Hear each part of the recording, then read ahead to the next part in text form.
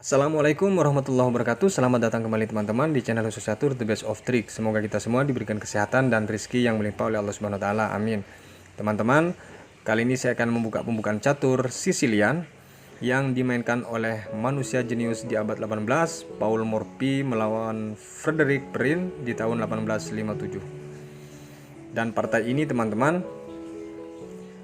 Paul Morphy pegang putih, Frederick pegang hitam. Dimulai dari E4 C5, kuda F3 E6 D4, C kali D4 dipukul oleh kuda ke C6, gajah ke E3, kuda F6, gajah ke D3, gajah ke B4 cek dan C3. Di sini gajah langsung lari ke A5 dan putih langsung rokade pendek.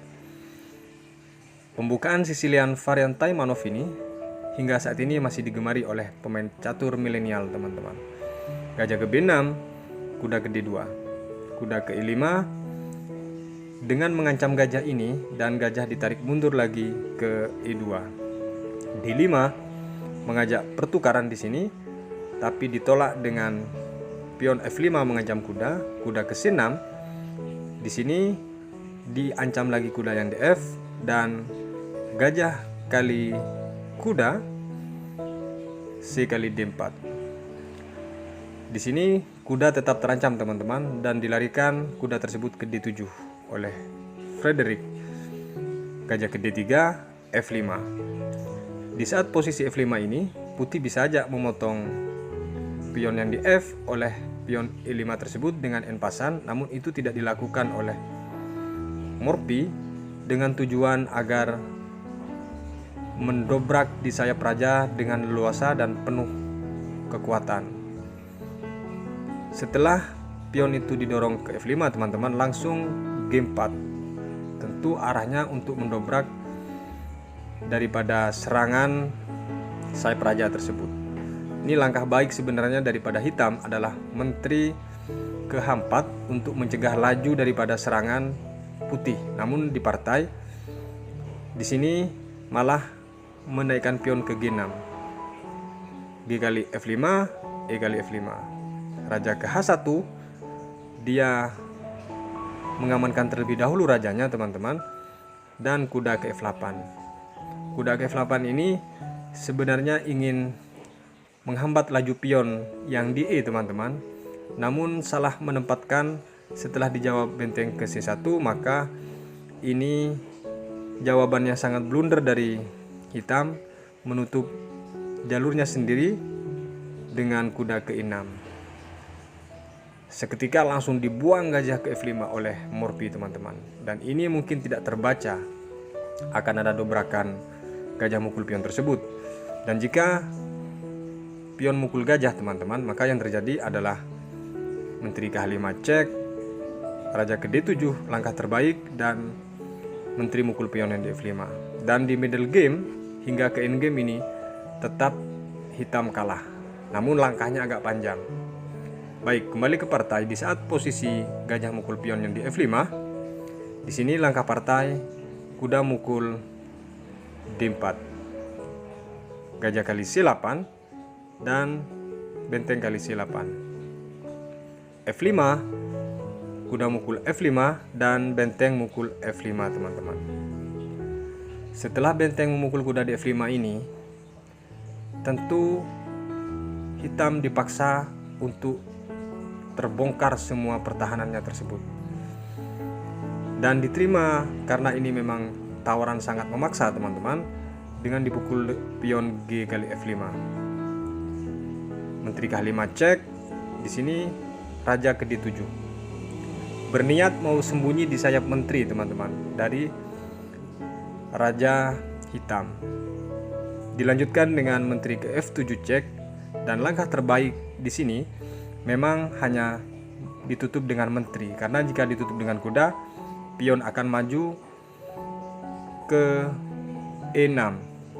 Misal ditutup dengan kuda teman-teman, di sini yang terjadi adalah cek dengan pion dan satu-satunya langkah raja ke D6, maka di closing dengan checkmate.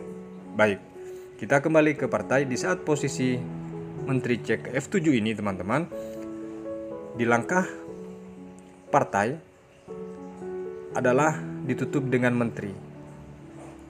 Setelah ditutup dengan menteri ini teman-teman, datang pion ke 6 cek. Ini masih belum tercium oleh hitam bahwa ada jebakan yang sangat brutal daripada putih teman-teman. Dan jika menteri ini lari ke C7, maka dia harus kehilangan menteri karena kuda terpin oleh benteng. Langkah terbaik di saat posisi cek di E6 ini teman-teman, menteri yang terpin dan tidak bisa memukul pion adalah raja turun ke D8, dan ini langkah partai teman-teman. Dan setelah ini, satu langkah dari langkah putih, hitam menyerah. Silakan di skip video ini jika teman-teman ingin menguji analisa ketajamannya. Baik, langkah partai yang sangat tidak masuk akal dari manusia jenius ini adalah gajah ke G5, mengancam menteri teman-teman. Tawarannya apakah dia harus kehilangan menteri atau mat. Jika menteri ini mukul gajah, maka yang terjadi adalah checkmate. Dan masalahnya, di saat posisi gajah ke G5 ini teman-teman, tidak ada pilihan langkah bagus untuk hitam. Makanya di partai, hitam ini langsung merebahkan raja. Baik, kita lanjut ke partai berikutnya. Partai ini dimainkan oleh Paul Morphy melawan Paul Journoud di Paris pada tahun 1858. Dimulai dari E4 C5, D4 C kali D4, dan di sini kuda ke F3, tidak memukul langsung pion yang di D4 tersebut. E5 dengan maksud melindungi pion, dan ini bisa saja dipukul oleh kuda, namun tidak dilakukan oleh Morphy, melainkan dengan menaikkan gajah ke C4. Pembukaan Sisilia varian gambit Morphy ini teman-teman sering kali dimainkan oleh Paul Morphy hingga disebut dengan Sicilian varian gambit Morphy. Dan di sini dijawab dengan gajah E7 oleh hitam. C3 malah memberikan pion lagi D6. Menteri ke B3 dengan target di F7 teman-teman, D kali C3 dan benteng kali F7 cek. Karena jika kuda lari ke H6 tentu dipukul oleh gajah.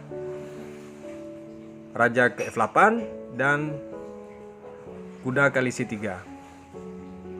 Kuda C6 di sini langsung dipukul kuda yang di G8 dan benteng kali kuda. Langsung di sini putih rokade mengamankan diri dulu teman-teman. Dilanjutkan dengan menteri ke E8, menjaga petak yang sangat tajam diagonal menteri tersebut. Kuda ke G5 dan dipukul oleh gajah. Gajah kali gajah dan gajah ke E6, mengancam menteri yang sangat tajam di diagonal tersebut. Dilanjutkan dengan kuda ke D5, H6. F4, dia tidak mempedulikan teman-teman. Gajah diancam tidak dipedulikan karena jika pion ini mukul gajah, maka yang terjadi adalah pion F mukul G5, ini cek. Dilanjutkan dengan gajah ke F7, G6. Kasusnya akan sama. Baik, kembali di saat posisi pion F4 dan posisi ini gajah putih terancam, menteri ke D7.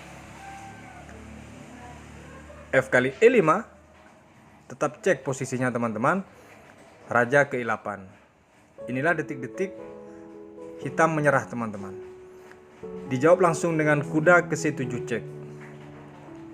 Dan jika menteri ini tertarik dengan kuda, maka dia harus kehilangan gajah.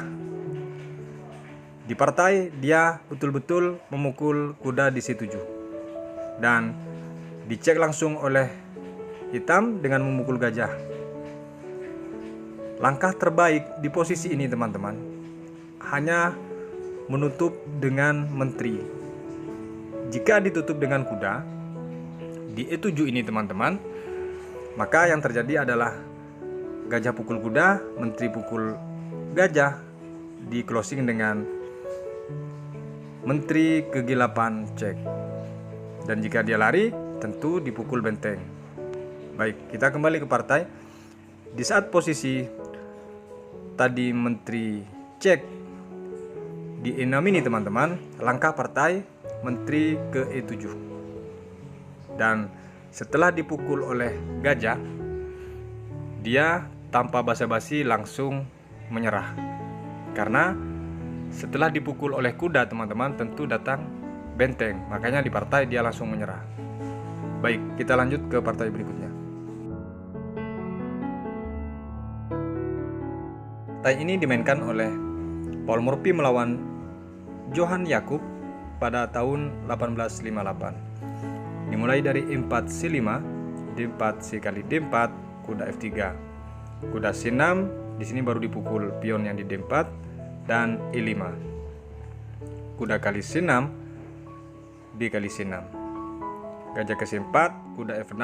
Di sini putih langsung rokade pendek. Pembukaan Sisilia varian Bordonnais ini langka dimainkan oleh pemain catur modern saat ini.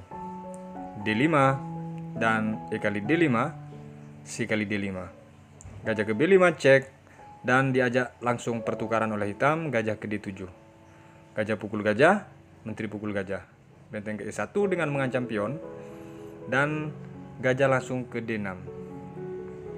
Kuda C3, E4. Perhatikan sekilas, pion yang di sentrum ini sangat kuat, tapi sebenarnya rapuh. Dengan gajah naik ke G5, jawabannya manusia jenius tersebut, maka di sini kelihatan bahwa pion sentrum tersebut rapuh dan mudah hancur. Lebih baik adalah pion tadi ke D4, bukan ke E4 teman-teman. Langkah partai dilanjutkan dengan kuda ke G4 dengan ancaman yang di H2. Di sini tidak dipedulikan oleh Morphy dengan tetap memukul pion yang di D5. Gajah kali H2 cek. Walaupun di sini terjadi cek atau menteri beradu teman-teman, tetap sudah diperhitungkan matang-matang dan ini putih jadi hilang satu perwira. Raja ke H1 dan menteri pukul menteri, kuda pukul menteri. Setelah kuda pukul menteri teman-teman, langsung hitam rokade. Dilanjutkan dengan F3 dan satu perwira harus hilang di sini dari hitam. E kali F3, G kali F3. Setelah kuda ke E5, ini tidak langsung dipukul gajah yang di H2 oleh putih, karena ketika dipukul gajah maka akan datang cek, dipukul pion yang di F3. Langkah partai, benteng naik ke E3 teman-teman, melindungi pion tersebut. Dan di sini pilihan langkah daripada hitam terbaik hanya menggeser gajah ke G3. Namun di langkah partai malah mengancam pion juga yang di G5 tersebut. Dan setelah diancam, ini tidak dipedulikan, dipukul oleh raja gajah yang di H2 dan hitam berpikir memukul gajah yang di G5 karena dia harus kehilangan kuda juga. Datang langkah hitam, benteng A ke D8 dengan mengancam kuda. Sangat kaget dia setelah langkah daripada Morphy memukul kuda yang di E5, karena jika benteng ini dipukul, dia harus kehilangan benteng juga. Langkah partai, di sini langsung dipukul gajah oleh pion di F, dilanjutkan dengan raja ke G3.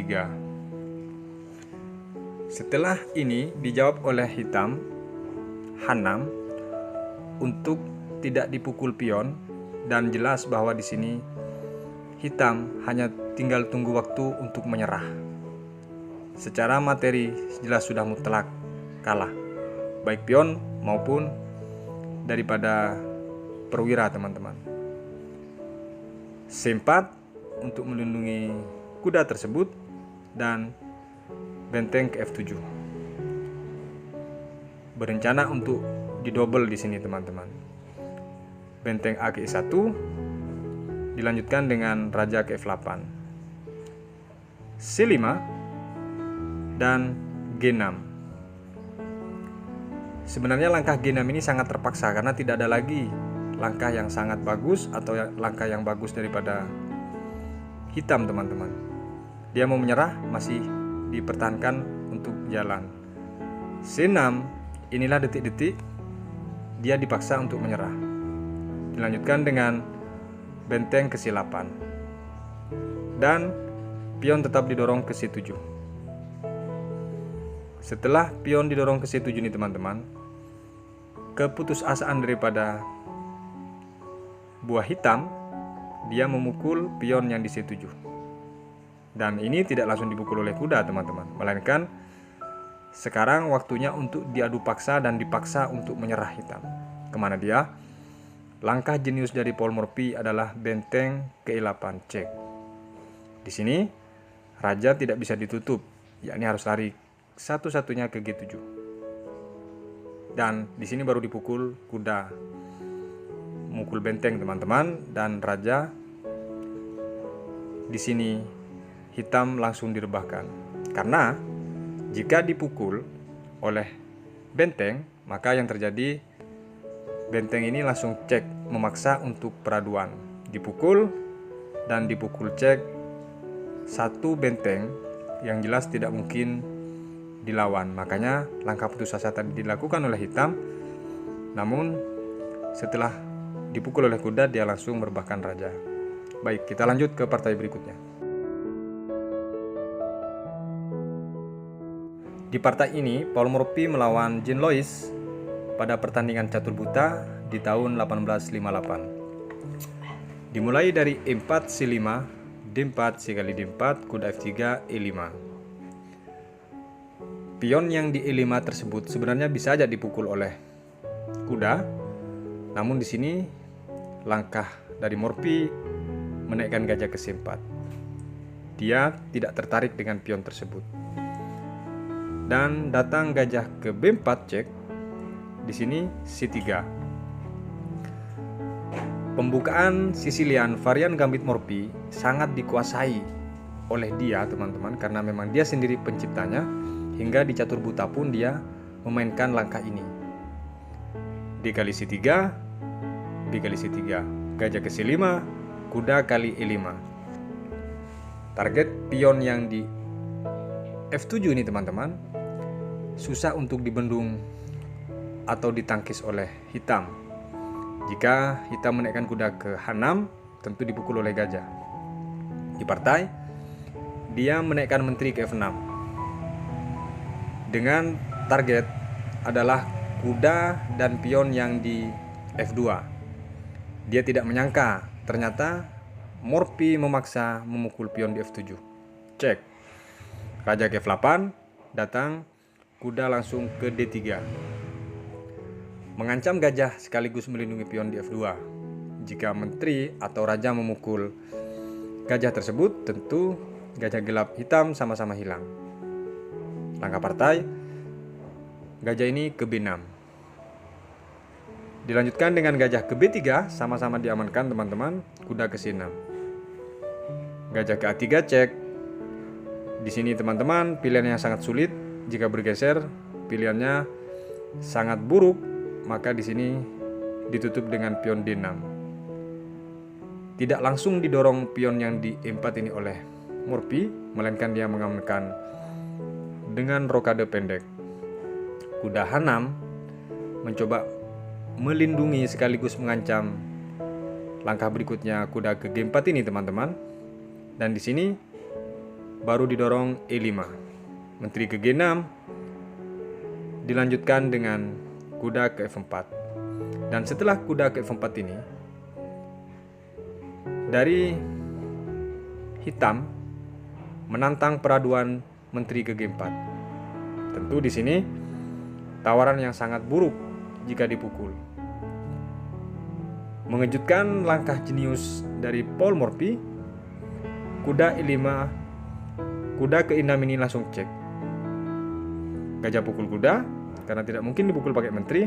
Baru di sini menteri mukul pion di D6 cek. Kalau raja ini bergeser ke G8 itu mustahil karena langsung kena double daripada gajah ini memukul gajah yang di E6, menteri kena dan sekaligus bisa menyerah. Langkah terbaik dia lakukan adalah raja ke F7. Menteri ke D7 dan ini tidak mungkin dipukul karena gajah terpin. Raja ke G6. Gajah kali E6 dan menteri ke G5. Gajah ke D5. Baru di sini dipukul pion yang di E5 oleh kuda. Gajah ke E4 cek, kuda ke F5. Tentu tawaran ini sangat sulit jika dipukul, bisa mengarah ke remis teman-teman. Di partai dilanjutkan langkah berikutnya dengan menteri ke E6 cek. Dan kalau raja ini lari, tentu dia harus kehilangan kuda. Maka langkah terbaik untuk hitam dengan menutup pakai menteri. Baru di sini dipukul oleh gajah kuda tersebut. Setelah dipukul ini teman-teman, di langkah partai ini sangat mustahil jika menteri itu mukul gajah karena dia open dan raja tidak mungkin memukul gajah tersebut karena terlindungi oleh menteri. Serba salah. Akhirnya menteri lari ke H5. G4 di sini diajak betul-betul bermain paksa oleh Morphy teman-teman. Kuda kali G4 dan benteng kali G4 cek. Raja G5 dan di sini langsung diberikan gajah oleh hitam ke E7. Gajah putih diberikan ke E7 oleh putih. Di partai ini langsung menyerah teman-teman. Kenapa menyerah? Kan itu pertanyaannya. Karena jika raja ini dipukul, gajah ini dipukul, maka yang datang adalah checkmate. Satu-satunya langkah atau dua pilihan sama-sama di sini, tetap mati, baik ke sini atau misalnya raja ke sini. Dua-duanya mati dengan close-nya menteri ke H5. Makanya di partai, di saat posisi gajah diberikan ke E7 ini, hitam langsung menyerah. Pertandingan yang sangat luar biasa. Di catur buta pun dia membuka Sicilian varian gambit Morphy teman-teman. Baik, kita lanjut ke partai berikutnya. Partai ini adalah puncak pertandingan pada tahun 1858 teman-teman. Dan ini adalah final antara Paul Morphy melawan Adolf Anderssen, yang mana saat ini Morphy pegang buah putih. Dimulai dari E4, C5, D4, C kali D4, kuda F3, kuda C6, kuda kali D4, dan E6. Pembukaan Sicilian varian Zen, kuda B5, D6. Dan di sini langsung gajah ke F4. E5, gajah ke E3, F5. Di sini mencoba memaksa daripada langkah hitam untuk menguasai duluan serangan di sayap raja. Namun ditangkis dengan kuda ke C3. Jika pion ini dipukul, tentu kuda yang akan memukul, sekaligus terjadi peraduan menteri. Dan langkah hitam di sini berniat untuk mendesak pion itu gajah yang di E3. Dengan mendorong pion ke F4, tentu gajah ini harus ditarik mundur oleh putih.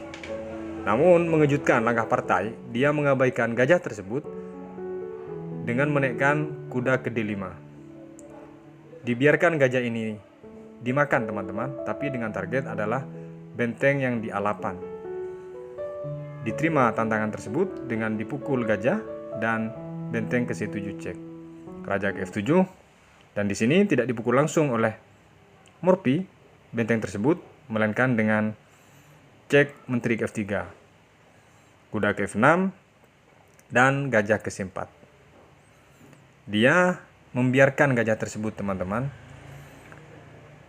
dan sekaligus benteng yang di A8 itu tetap tidak dipukul karena terjadi open check kuda ketika dibuka. Langkah partai adalah kuda kali F6 ini itu lebih bagus kalau misalnya salah melangkahkan daripada hitam. Di langkah partai, kuda ini ke D4. Mengancam menteri di sini teman-teman. Dan tetap tidak dipedulikan ancaman tersebut, dipukul kuda yang D6. D5 dilanjutkan dengan gajah kali D5. Di sini cek teman-teman. Raja ke G6. Jika di saat cek ini teman-teman, misalnya menteri memukul gajah, maka yang terjadi adalah kuda memukul D5 dan ini cek. Dipukul lagi menteri oleh kuda, G kali F3 dilanjutkan dengan E kali F2 cek. Dan setelah raja mukul, maka di sini benteng ke B8 karena takut terancam. Benteng HGD1 dan B6. Ini agak mending teman-teman. Jika posisi seperti tadi langkah partai. Baik, kita kembali ke partai. Di saat posisi gajah mukul D5 ini, langkah partai, raja lari ke G6. Dilanjutkan dengan menteri ke H5 cek. Baru di sini raja dipaksa untuk mukul kuda. Dan setelah kuda ini dipukul, datang F kali E3. Lajur ini terbuka lebar untuk checkmate-nya hitam. Jika hitam tertarik dengan kuda. Kuda kali C2 teman-teman. Di sini dengan cek dan mengancam benteng dan raja lari ke E2.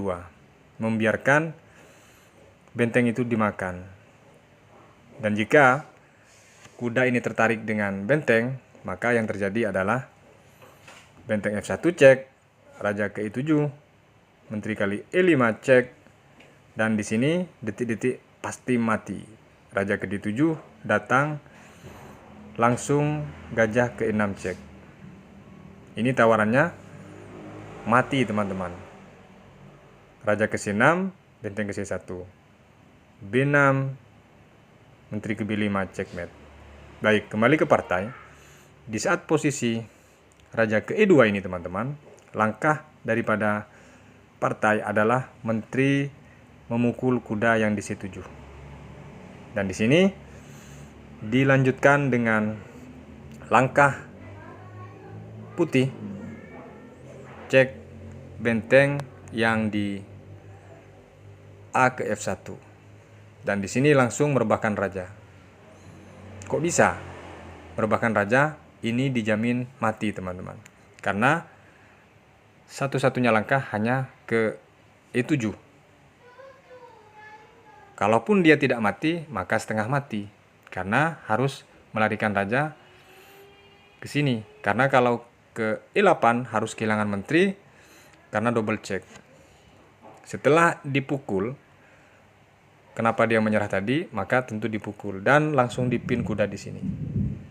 Perlawanan akan terhenti ketika seperti ini. Makanya di partai di posisi menteri mukul C7 ini dan dilanjutkan dengan cek benteng ke F1 teman-teman, dia langsung merebahkan raja.